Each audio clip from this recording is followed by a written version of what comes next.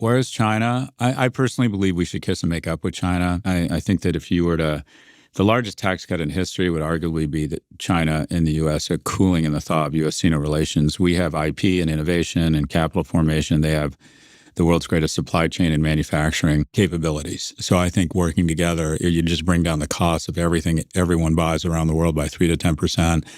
At the same time, we need to recognize that we have had an asymmetric trade policy with China that has benefited them more than us. They effectively steal our IP and then sell us our shit back to us at 40 to 60 cents on the dollar. He claims China effectively steals American IP and then sells it back at 40 to 60% on the dollar. But here's a problem, Scott. China doesn't need to steal technology America doesn't have. And right now, in most cutting-edge sectors, China is ahead. Let's go through the facts. AI and generative AI. China now files more generative AI patents annually than all other economies combined. China leads in open source AI models, a shift with major implications for the future of AI development. DeepSeek proved that China can match frontier US AI capabilities at a fraction of the cost. That's not stolen technology, that's superior engineering. Let's talk about batteries and EVs. China controls 70 to 75% of global EV battery manufacturing. CATL and BYD are the world's largest battery manufacturers. These aren't stolen designs. They are original innovations that have made Chinese batteries the gold standard globally. American companies are now buying Chinese batteries because they're better and cheaper. And semiconductors. China is advancing rapidly in semiconductor technology. While the US still leads in the most advanced chips, China is closing the gap and dominating the mid-range and specialized semiconductors. Again, not stolen, developed. Let's talk about high-speed rail. China has 70% of the world's high-speed rail network. The US has 0 operational high-speed rail systems. That's not stolen technology, Scott. That's execution and investment. Solar and wind. China also dominates global solar panel production and wind turbine manufacturing. So when Galloway says China steals American IP and sells it back cheaper, what he's really saying is China took some American old technology, improved it, and now they're beating the US at it. That's not theft. That's called competition. That's called innovation. Let's talk about the innovation gap for a second. How do you steal technology for high-speed rail from a country that doesn't have any? How do you copy a 54% lead in industrial robotics from a nation that's still offshore in its manufacturing? How do you plagiarize battery technology when the US doesn't even have a domestic battery manufacturing base anymore? The US isn't just behind in these sectors. The US isn't even in these sectors. There's no competing. There's only spectating. The real issue isn't that China stole American technology. The real issue is that the US spent the last 2 decades telling itself it was winning while China was actually building the future.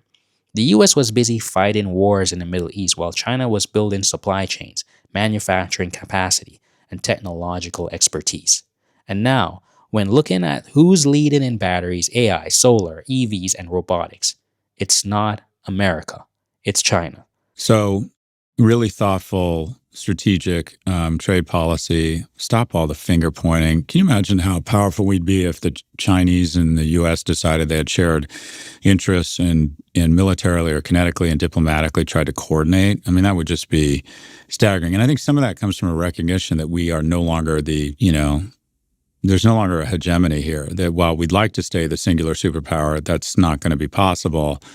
And while we should probably, in my view, maintain our military leadership, 700 bases overseas, nobody can deliver violence like us. I don't think China has an operating aircraft carrier. If they do, it doesn't have the capability. I think they have 2 overseas air bases or military bases. Anyway, I think there's reason to try and do a better job of getting along. I would go long China from an investment standpoint, although I think you have to be engaged in stock picking because the controls of the SEC there, it definitely seems a little bit more, I don't know, sketchy, if you will. And their SEC and their regulation is for control. Ours is for growth. But there's just no getting around it. Every time I go to China, and I haven't been since pre-COVID, I'm sort of blown away. And I'm like, it's impossible not to take these people very, very seriously. And if you look at what's happening, I think we're probably ceding power to China in the Iranian conflict because they are, I mean, they're dependent upon energy, but they've built a lot of their own energy. They're seen as a more rational actor. You know, just I think it's like, quite frankly, despite the demographic problems, despite the over-leveraged real estate market, they have the ability, and this is the advantage of an autocracy, to think more long-term. They have 50-year plans. We have 5-month plans. They're high-speed rail. A third of air traffic is now between certain cities, and that's a good thing because they have the largest network of high-speed rail now in the world, whereas our Citizens United lets airlines and automobile companies get in the way of any. It's just fucking unbelievable. We don't have a high-speed rail system in the United States. It's just unbelievable. But we have entrenched interests that get in the way. At the same time, you know, our tech sector is still dominant. We still take more risks. We still have much better brands, much more creativity. So this is all a word salad to say, yeah, who's the winner here, the U.S. or China? And I think the answer is yes. Look, the takeaway here shouldn't be China is good and America is bad. The takeaway is that the West is completely delusional. This is a reaction to a shift in reality that most people are simply too scared to look at. The West has spent years telling itself that China's collapse is imminent, that their demographics will doom them, that their real estate market would crash their economy. And while waiting for them to fail, China quietly took over the industries of the future. The era of undisputed American hegemony is over. It's not ended. It's ended. The containment strategy failed. The export controls backfired. The tariffs just raised prices for American consumers. So I have a question for you. Do you feel the economic noose tightening in your own life? When you look at inflation, cost of goods, and the state of American infrastructure, do you feel like you're living in the undisputed greatest country on earth? Or do you feel like you're paying the price for an empire in denial? Let me know in the comments below. If you got any value from this video, hit that like button, subscribe to the channel, and ring the bell. And as usual, guys, thanks for watching. And until next time, bye.